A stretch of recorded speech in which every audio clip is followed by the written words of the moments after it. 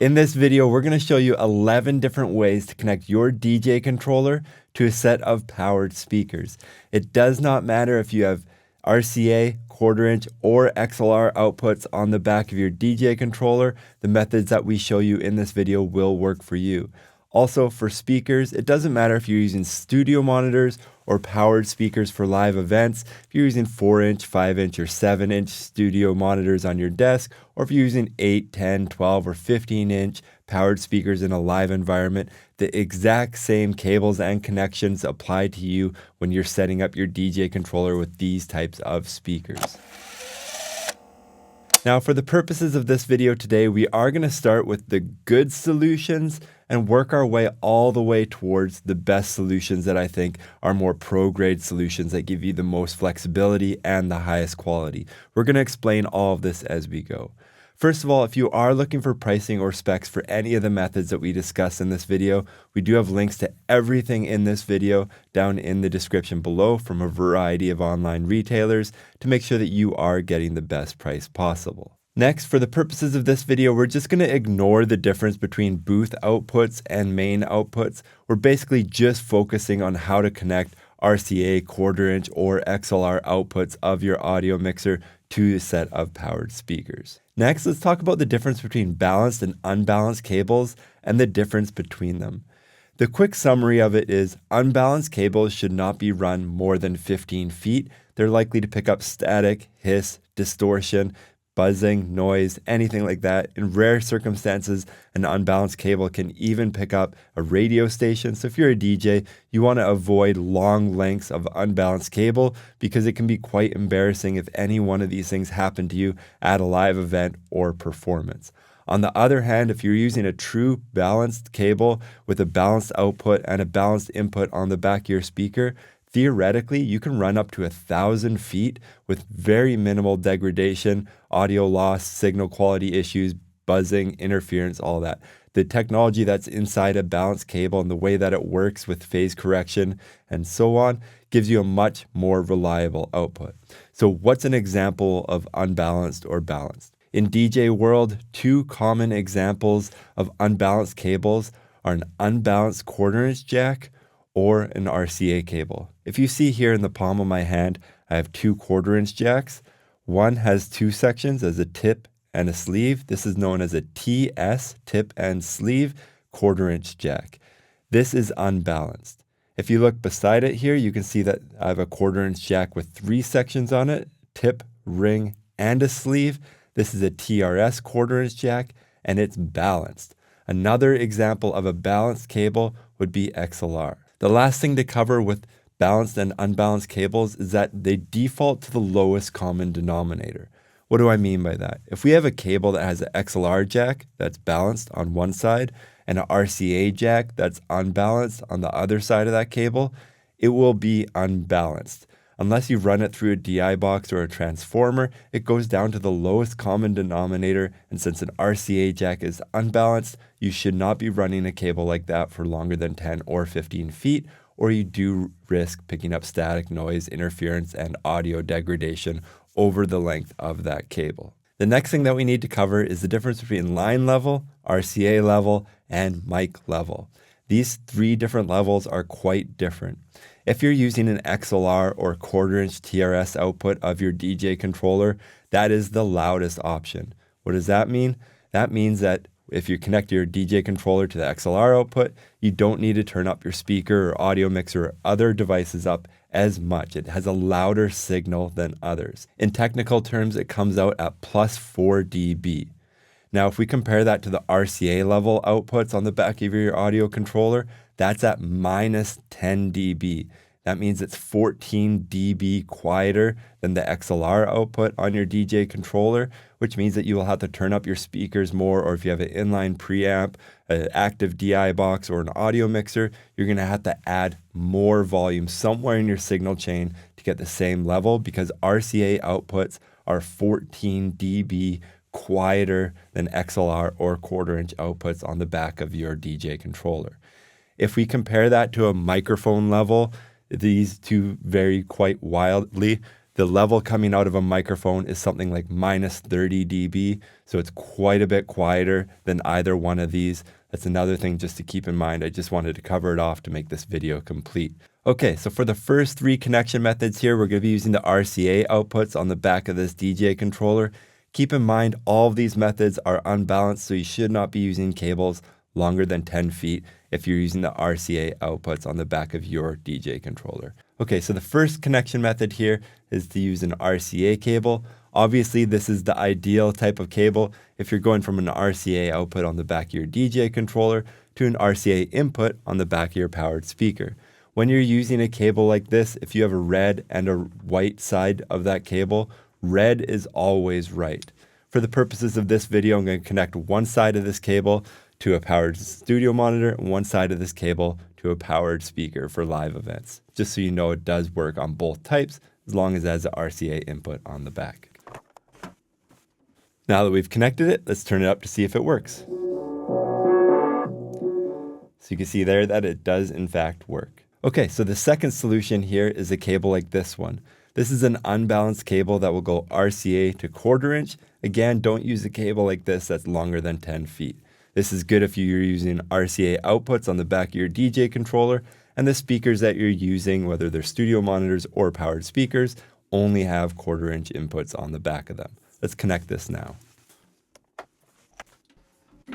Now let's see if this works. So you can hear that this works as well. Now the third option that we're going to use if you're trying to connect RCA outputs on the back of your DJ controller is to use a cable like this one.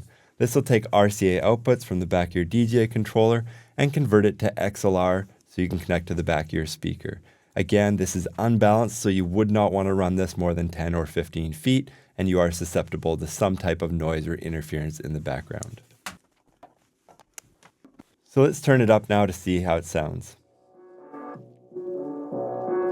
So you can see that this works as well. Okay, so the next three options that we're going to show you are perfect if you're going from 1/4 inch outputs on the back of your DJ controller. In my situation today, this DJ controller does not have 1/4 inch outputs on the back of it, but I'm going to go through each cable that you have as an option and explain the pros and cons of each. The first is a cable like this one. This one is unbalanced because if you're going 1/4 inch to RCA, the RCA end is unbalanced anyway. So with a cable like this, it's not uncommon to find that it's 1/4 inch TS, not TRS, because there's no point making it TRS since it's an unbalanced cable going to RCA. But this would work well. You connect the 1/4 inch jacks to the back of your DJ controller, and if your speakers only have RCA inputs on the back, this is the cable that you would use. Now, the other two options that I'm going to show you for 1/4 inch outputs on the back of your DJ controller are much better.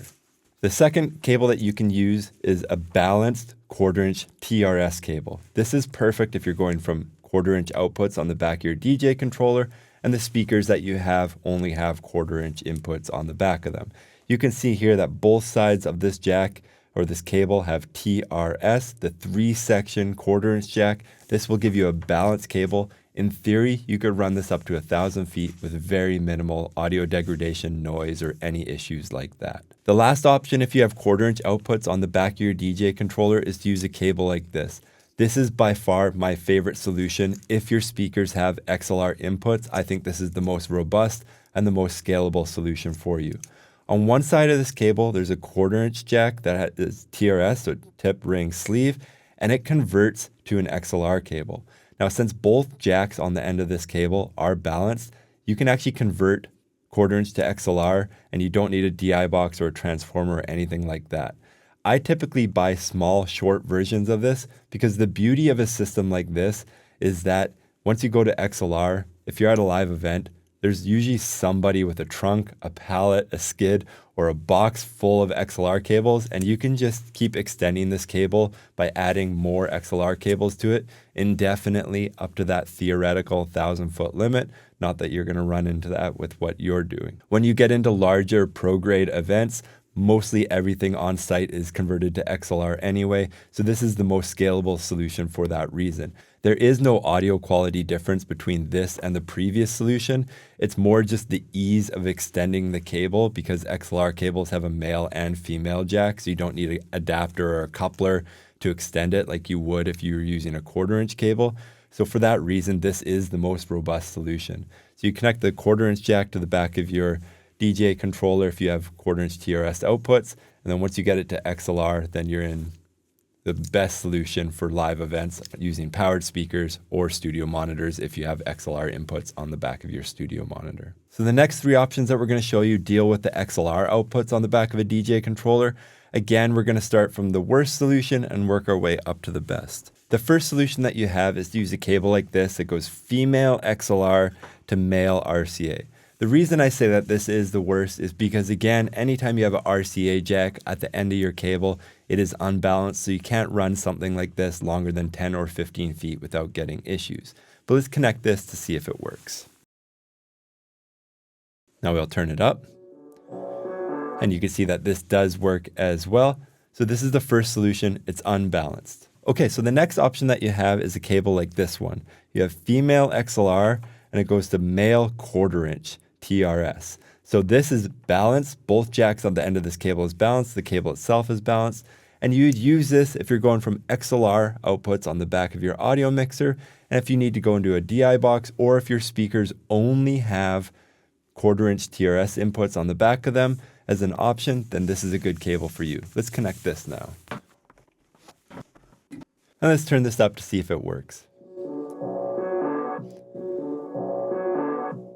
So this does work, and it's a balanced solution, so theoretically you could run this up to 1,000 feet. Okay, so for the last option here, we're going to use a normal XLR cable. So it has male to female XLR jacks on the end of the cable, and this is fully balanced. This is the easiest and simplest. If you're in the pro production world, this is what everything on your stage is going to look like. So this is the best for that reason, just because of the abundance of cable. There is no quality difference between this and the previous one that I suggested. They're both fully balanced, but just ease of use and practicality means that XLR is easier to work with on site. And if you're short a cable, you can always find another one from some other DJ or the production company that's hosting you. Let's connect this now. Okay, let's turn this up. So you can see that this works as well. I like to use colored XLR cables when I'm working in a short environment like this. It helps me keep track of where I ran everything. Now for the next 2 options, they deal with more pro-grade kind of solutions. They solve a lot of the issues of our previous solutions that we showed you in this. The first one that we're going to show you is a DI box. So you can see here beside me, I have 4 different DI boxes. They're all made by Radial. This isn't sponsored by Radial or anything like that. It's just the brand of DI box that I've always used because it's the first one I ever used, and they never let me down. They have a really good reputation. Some of these DI boxes have been to hundreds, if not thousands of events. So they are extremely robust, and I can vouch for them with real world use. So what does a DI box do? Remember at the beginning of this video when we talked about the difference between a balanced and an unbalanced cable? A DI box can balance your cable. It has a transformer built into it, and it can do the phase alignment that is required in order to balance the cable. So if you see some of these DI boxes, let's just quickly walk through them. One of them here is a Pro AV2. I really recommend this one if you're only going to buy one DI box in your lifetime. The reason I really like this because it will eat anything. It has 1/8-inch jack, so you can connect your phone to it. It has RCA inputs. It has 1/4-inch inputs. So no matter what you're using, you can plug your RCA cable into this. It'll balance it and spit out an XLR cable. Even if you're dealing with balanced 1/4-inch cable, sometimes you just want a box like this to convert it to XLR, then you can make your long run. This is really helpful for it. Some other things that typically come with DI boxes are a pad. So if your signal is way too loud or too hot, if you're plugging into an audio mixer or something like that, you can just put a pad on it. Another thing is there will be some type of a ground lift button. So if you are getting a buzz or a hum, you can just click this button and it'll add the ground to make sure that that buzz or hum goes away. The next DI box I have here is a Pro D2. Now this is more straightforward. It just has 1/4-inch inputs and outputs and XLR outputs. So if you just need to convert your 1/4-inch cable from your audio DJ controller here, you can do that with a box like this. This is really handy. It's not quite as helpful as the Pro D2. Now the third box I have here is an active DI box. A lot of people will say that DJs need active DI box, and I just kind of disagree with that overall. I think if you're going to spend the money on an active DI box, you're going to be looking at our last solution anyway to use a full-blown audio mixer. It'll give you way more control. An active DI box requires phantom power, which you typically need to get from an audio mixer anyway. Or if you're going to connect to another power supply, then again, you're probably priced out. It's going to be the same cost as a small audio mixer, which has more benefits anyway. But what is an active DI box and why do people recommend it? You'd use an active DI box because it adds more volume. Remember at the beginning of this video, I said that RCA outputs are a bit quieter than quarter-inch or XLR outputs of the back of your DJ controller. Well, this kind of solves that problem. If you can power up this box, it'll add more gain, give you more presence. It has a little preamp in there, and it'll boost your signal to get it a bit louder to get to your powered speakers or whatever you're trying to connect to. But like I said, the added cost and the fact that you need to power these doesn't mean that it's the best for DJs, and I really kind of disagree with that overall sentiment that you should be using something like this. The next option is something like the Radial Trim 2. These are super cool. It's much like the AV1 that AV2 that I showed you at the beginning, but with this you get your own trim knob on it. So if you do need a little bit more control, sometimes it's not always worth something like this. And the reason that I say that is because you're going to be setting your level here, setting your level on your DI box, on your speakers. If you're going to an audio mixer, it's a fourth point that is adding or removing volume from your signal. So for that reason, I don't really recommend something like this. I think generally most DJs should be using something like the Pro AV2. Have something like this in your backpack because it'll take a beating for one and actually survive living in your backpack forever. And two, this thing is going to save your butt over your DJ career for a super long time because it can eat anything. Even if you're not using it for your DJ controller itself, if a client needs to connect their phone or laptop or anything like that to get it into an audio mixer, something like this is going to save your butt a lot over your career, and it's probably worth the investment anyway. And the last option that I want to show you in this video that you should be considering where you're going with this in terms of connecting your DJ controller to speakers is some type of small audio mixer here. Now, I think the best overall value for an audio mixer is the Mackie Pro FX 6V3. I'm just going to quickly show you why a DJ should be considering something like this. First of all, you get two good microphone preamps. These are 10 times better than whatever quarter-inch input you have on your DJ controller.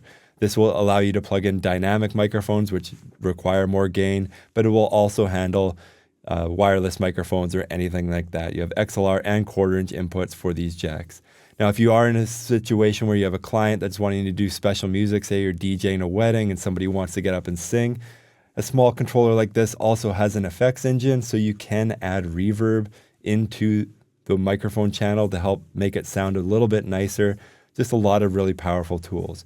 As we work through this audio mixer here, you get line level inputs.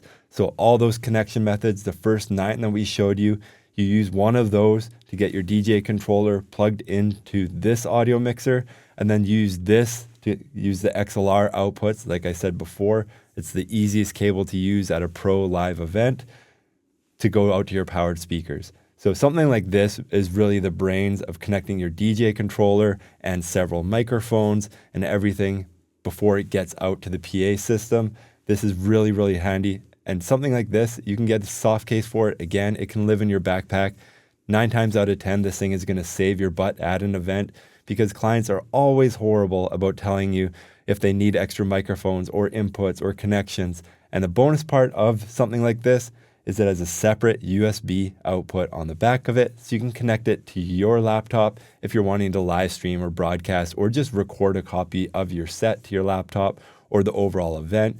A lot of clients will get value out of that if you record an audio copy of everything that happens at their event to your laptop and send that to them afterwards. So we've covered a lot of cables and equipment in this video. If you are looking for pricing or specs for any of that from a variety of online retailers, we have a ton of links down in the description below that are super helpful. Overall, the first 9 solutions that I showed you will be helpful in getting your system connected. I would suggest some sort of DI box in your backpack if you're making a career out of this. But more importantly, I think most DJs should have a small audio mixer like this to act as the brains of their operation, to go between the DJ controller and their speakers to allow for more microphone inputs with a better microphone preamp, effects, and processing, and a final mix before it goes out. Plus, you can have a backup recording of everything that you're doing using the USB output that you can send to a laptop of yours. It's a really powerful tool. It's a worthwhile one-time investment that I do think most DJs should be considering. I hope this video has been helpful. If you do want to see more videos like this in the future, please like and subscribe. Thank you for watching.